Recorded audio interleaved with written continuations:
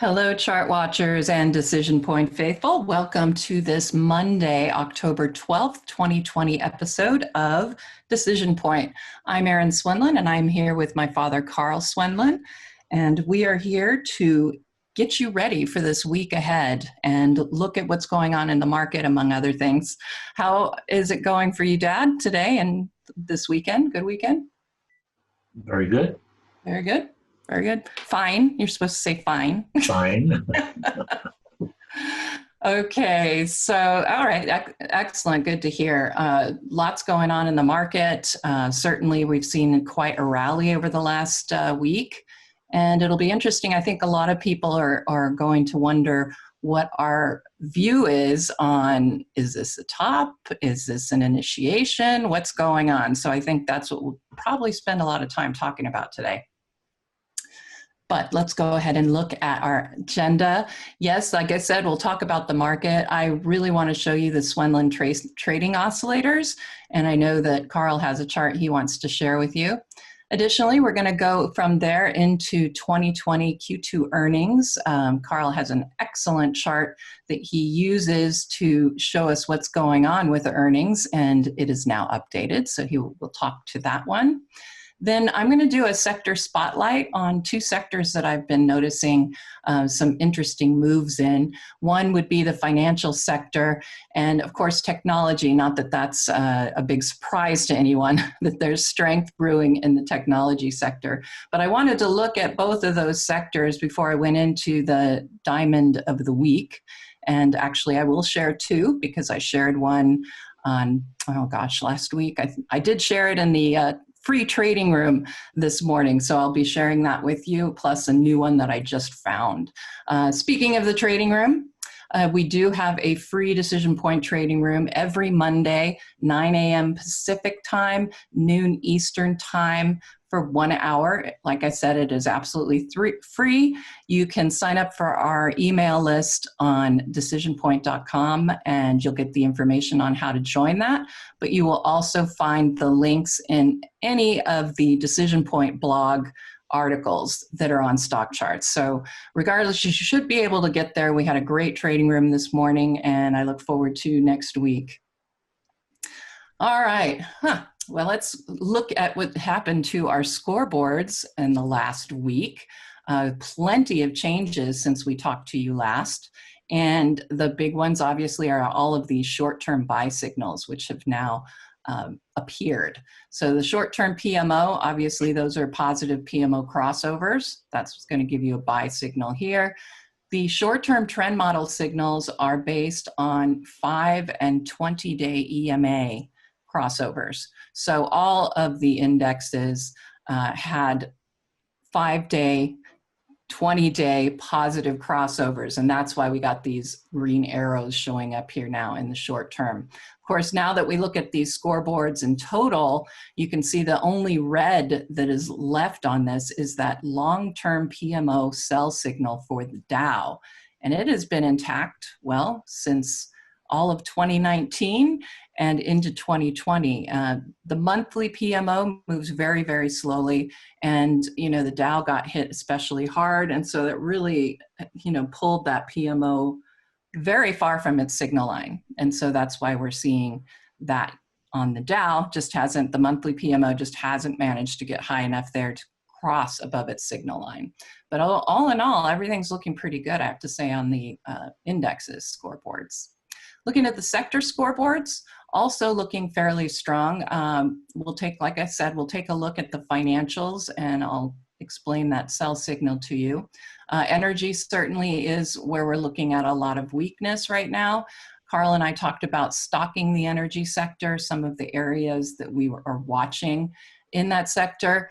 I think there are still some opportunities out there, and I keep my eyes open in that sector. But I think right now where I would concentrate, and where I'm going to concentrate on this show anyway, is the financials and in technology. So we'll take a closer peek at those.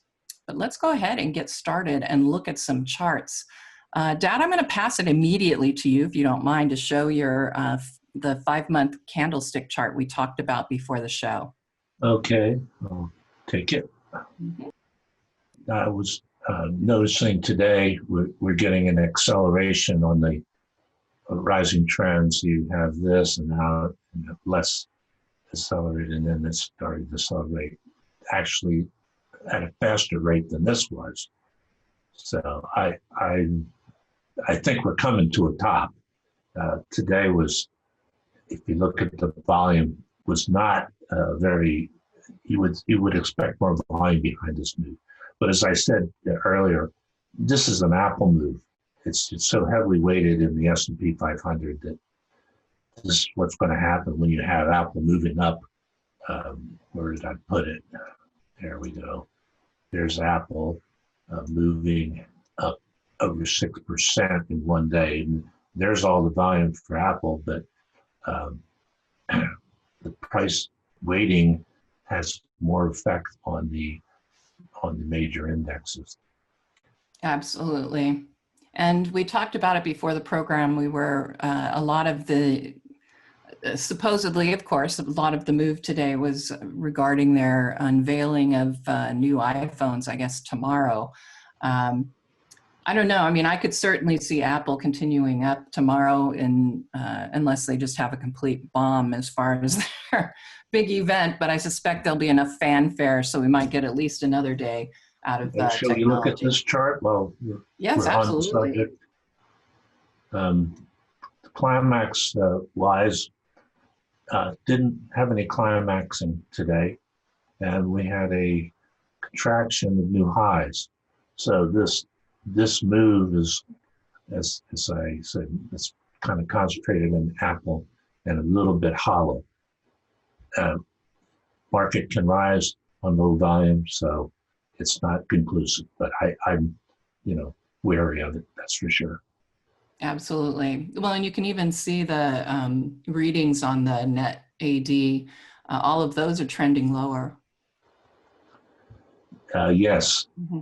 Yes, they're contracting, mm-hmm. And you wouldn't expect to see that with an up move. You certainly much stronger than this, particularly on such a strong move. So we modestly, we're down in here. What about the short term? We've got contraction on the STOs, and we're still waiting for these indicators to be calculated. Right, and certainly we'll want to see those rising. I mean, the fact they flattened out again on Friday and we had a nice move is disconcerting. Here, they're still expanding, getting up towards overbought, but certainly plenty of room to go before it's painfully so. Yeah, absolutely. Yeah, those are the two indicator charts for sure that I wanted to talk about. I mean, the Swenlin Trading Oscillators, they've been really great, as far as helping us determine when we have some tops and bottoms in the market. I'm going to go ahead and steal that screen real quick. Okay, go ahead. I'm going to show the same chart, so feel free to talk to me about it. But what I was talking about in the trading room this morning is, we can't fight when we have a really nice bullish bias. And there's no arguing, when we were seeing these readings on Friday and the fact that they were increasing still going into Friday, that we have a very bullish market bias. And so, we have to, we always want to make our expectations match with what is going on. And so the fact we've had such a strong bullish market bias, we've got the PMO buy signal, it's been set up nicely, but for me, these contractions on the STOs, now it might not seem like a big deal, but when you're in this overbought territory, and you can see what happened previously, this is probably between these two tops, that's what reminds me of what's going on right now. I'm going to point to this one in particular back in June, because you can see that as price went up, the STOs, we had nice blanket green right here, came up, peaked very quickly into overbought territory, and then it started to pull back. We didn't lose, we didn't hit that huge decline right away, but we had 2 days notice that something was going to happen. this I'm considering almost like our first day's notice. So I would, I've been watching this. This is one of the things I talked about on Thursday and we discussed on Friday in the weekly wrap. You know, that's the deterioration I know I'm watching for. So, and we're seeing it. So we're in overbought territory in the short term. So just, you know, caution is warranted. You know, that's the main thing. I don't know that we'll see a huge decline, but, you know, correction again, but still not lining up the way we really want to see it right now. All right, next up, let's go ahead and take a look at your earnings chart. Okay. I wrote an article on it today. It's a free article and it's out there in plenty of places, but and I'm not going to read it here, but I'm going to use the graphics. What we monitor with this chart is the range of the where the S&P 500 should be if it's overvalued, which would be 20 PE of 20. That's the red line. Fair valued PE of 15, blue line, and undervalued blue line, green line, and PE of 10. And it's been a long time since we've been undervalued. That's 1984. Actually, it's not even on the chart. But right now we can see the quarter two earnings have been finalized, and we're starting to get earnings now from Q3, but they won't be finalized till the end of the year. But you see, it's steadily dropping, essentially, because obviously of the COVID. And these notations here, this is not square root, this is where it's projected to go. And we have a nice increase on this about, you know, into the middle of next year, but that's not something we should count on right now. Mm-hmm. Here's the long range back here at 1984 when it was undervalued. And since 1992, most of the time it's been overvalued or extremely overvalued.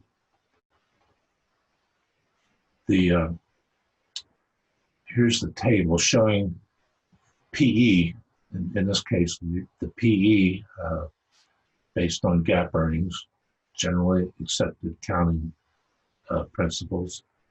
And you can see that the PE is projected much higher by the end of the year and then suddenly dropping like a rock.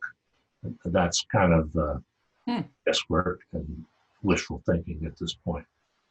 What I did this time, I haven't done this before, but I'm showing here the 4 quarters estimates that we had at the end of the first quarter, and showing it, comparing it to the actual that we have for second quarter. Notice it came in lower than the estimate, and Q3 estimate is lower than what we had estimated before.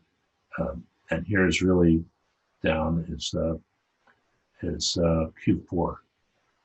Starts moving up, and then we have a huge, again, huge jump. And this, again, we'll see. Mm-hmm. Thinking ahead, everybody planning ahead for the big recovery. Right. And it's really, I think, more a mystery than most people think. Mm-hmm. But here we have, this chart is available on our subscribers' website, but we do show what the PE ratio is every day, as well as yield. You don't need to watch those every day, but if you ever need to check and see just where everything is, it's available. Mm-hmm. One of the things I noticed looking at this this morning is this is the payout ratio. I'm sorry, let's go back up to here, just this B gap earnings. Mm-hmm. Notice here's the market going up and then flattens out. And lo and behold, earnings start declining. Actually, it had a little, we'll just say it went flat while it was down, while it was the earnings were declining. And then earnings started up again and great, right up into the desktop, former all-time high, and then this stair-stepping down. We're not getting, it's not, this doesn't compute. No. It's dropping. You know, this, I think people are saying, "Oh, we already know about that. No surprise." Mm-hmm. That's the. So people betting on earnings surprises versus actuals. Right. You know, we were talking about earnings since I've got it right here. Let me just go to, I'm sorry, the energy, talking about energy. And I'm watching energy, waiting for something good to happen. I noticed we had a reverse head and shoulders here, but I'm still not too excited about prospects. But very oversold, could be any day, and this could turn into, you know, a breakout situation. Here's, I wanted to see, yeah, here's natural gas. We watched that for some time, and I was getting pretty bored with it. And this morning, I noticed we've got a basically double bottom here. This is a lower bottom, so that's not as exciting. But we have had a breakout, so we could be in the midst of a new move up. But with energy not behind it, it's one of those things. I'd like to see things in here, but they're not. I do notice a positive OBV divergence there on those two, that double bottom. That is true. Yeah. This low is higher than this low. Yeah. So, I mean, it's setting up, but I have to agree with you that energy is still tied so much to the oil industry. Right. So, and that does it for me. All righty. Since we're in the sector business right now, let's go ahead and take another spotlight. You did a great spotlight there on energy. Let's go look at financials and technology just to see what's going on under the hood. And I think our indicators do an excellent job of showing us what's under the hood in each of these sectors. So anyway, let me get into financials. That's the comm sector. So here is XLF. And, you know, we already had gotten a breakout from a short-term declining trend. You can see there's where that intermediate term trend model had a 20, 50-day EMA silver cross, as we like to call it, for an intermediate term trend model buy signal. Obviously, RSI positive. You can see OBV going with it. The main thing that, and these aren't updated just yet, but these are super helpful. You can see that as of Friday, they were in overbought territory a bit, but it also tells me that there's support under the hood, if you will. If everybody's, you know, if all of the financial stocks are showing, you know, 95% of them have their price above their 20-day EMA, that shows strength across the board with those participants. But as we note, it is getting overbought, and we really haven't seen the breakout yet for the financials. But if anything's set up, I mean. Okay, you know, now notice that financials hit a high equal to that September high, or very close to it. Okay, but then look at the percent bullish on those two highs, and as far as and the silver cross. On the silver cross, yeah.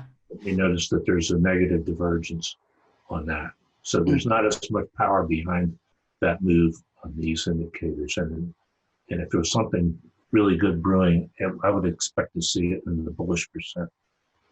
Absolutely. Yeah, and it has flattened out just a bit.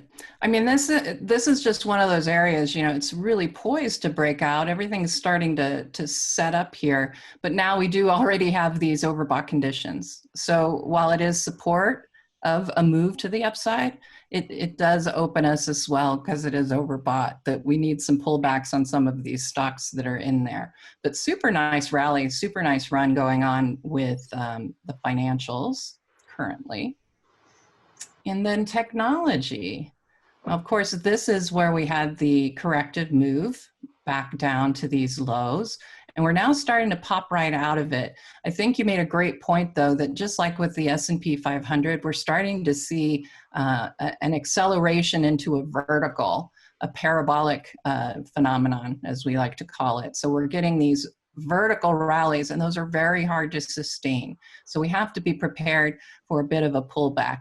You can see that as far as under the hood goes, momentum is still looking good. RSI is positive and not really that overbought, but we are getting very overbought readings out here on the stocks above their 20 and 50. Like I said, I think that is good in the fact that you're getting a lot of participation.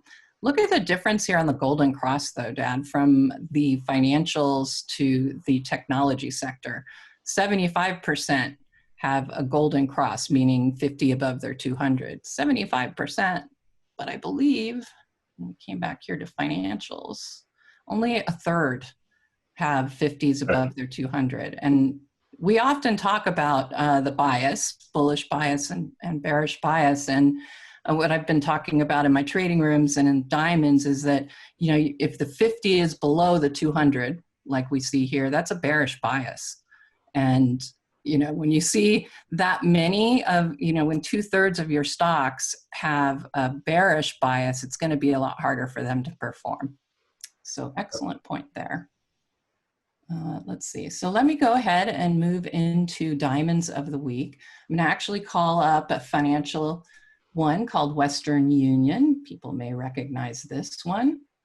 This one had a really great setup. In fact, let me see if I can get my chart that I did for this week's diamonds. I did Western Union. There we go. I'll make it a little bigger so you can see what piqued my interest on this particular chart. So first of all, really nice positive divergence on the OBV.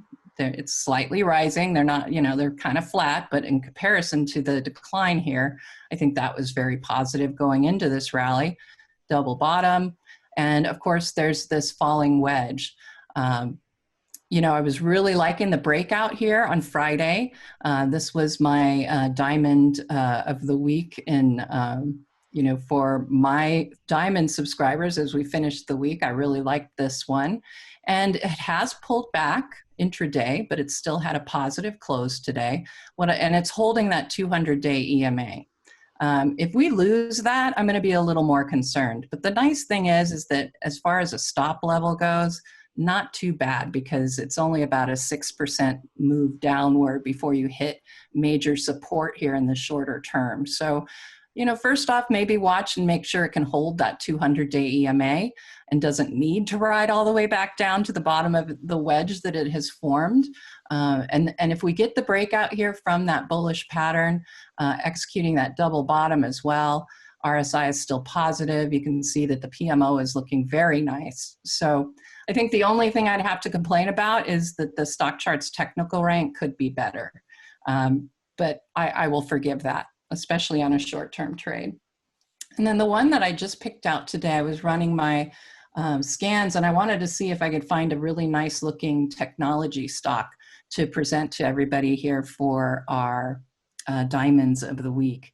And we do have a lot of time here, so I'm going to take some time here and I'm going to actually annotate this as I go, just to give you an idea of some of the things that to look for. And Dad, feel free to pipe in there. So here's the declining trend that we broke on Friday for Broadcom. And you can see we had rising bottoms here coming in. It was mainly, I think you could have made a case for an ascending triangle, which is a bullish pattern. But, really it's more of a symmetrical triangle. But we got the breakout to the upside. The RSI is positive, which tells me that it's in the upper part of its price range over the last 14 days. And you want that. You want to have it showing strength like that. Look at this. We just got a PMO buy signal today. You can see that the OBV bottoms are rising. In this case, because I like it even better, is we have a scooter that is in what I like to call the hot zone. Somebody asked me about that this morning. What does this hot area mean? What does this hot zone mean? And what I explained was my dear friend and colleague, Greg Schnell, is the one who introduced me to the StockCharts technical rank. And he always did this red line on his charts. And I said, what is that? And he said, well, basically, if that rank goes into that quote unquote hot zone, that makes it in the top 25% of the stocks in its universe, being large caps, mid caps, whatever it might be. So this is telling me that though it is ranking as far as internal strength really well, because it has a high number. And when you compare it to, you also have relative strength, because that number that is calculated for the rank is compared across the universe, and then you get to see where it lines up with everybody else. So that's why I like to look for things in that quote unquote hot zone on the StockCharts technical rank. I want to have a good foundation going in. So anyway, we've got Broadcom breaking out nicely here. And one of the things I like to do for my Diamond subscribers, you saw it on that last chart, is I like to set up stop areas. Just, everybody has their own way of doing it. Mental hard stops, whether you want to go 15% or however you want to do it. I look for the last major support level. And in this case, it's going to be right about here. So, you're looking at a somewhat deep stop here, about 9-10%. And honestly, a lot of times I set these stops, but I also explain that, if price falls below the 20-day EMA, that means it's going to hit before your stop. Do some analysis. Look at what's going on with the indicators. Is it worth it to hold it till it gets to your stop level? Maybe not. The other thing to look for is the personality of the stock. And that I determine by price action in comparison to the EMAs. So the personality of Broadcom is that, sometimes it will drop below its 20, but if it's in a bull market, it's going to hold the 50. So that's really the line in the sand here. And you notice, yes, it dipped below the 50-day EMA, but in this case, it was still above the 20. And in this case, it's still on the 50. It didn't trade completely below it. But those are the things you're going to be watching for as far as this particular stock. The other thing would be overbought. You can see on the RSI, when it's overbought, what happens? How far does it typically drop when it gets overbought? Well, at least this year, it's not overly painful when you get overbought and it pulls back. So just a few things to pay attention to, but I do like Broadcom right now. I think that this one certainly would be diamond material for my report. So, and let's just go back here real quick. If you go to DecisionPoint.com, we would love to have you sign up on our homepage for the free newsletter. And like I said, you'll get access to the free trading room that way. And of course, you can take a look at what we have as our offerings, whether you are a member or not. You can come over to our blogs and links page. We have plenty of free links. And you can also get sort of an idea via headlines anyway, what we do and what to expect going forward with what our subscriptions have. So with that, Dad, I'll let you say goodbye. Okay, goodbye. And we wish you happy trading in the week ahead. Hey, Grayson Rose here with StockCharts. Thank you so much for watching. I hope you enjoyed that video. If you did, consider giving it a like down below, maybe leave us a comment, and if you're new to the channel, you can subscribe at the link up above. We're gonna bring you daily content from an incredible collection of technical analysts and financial experts.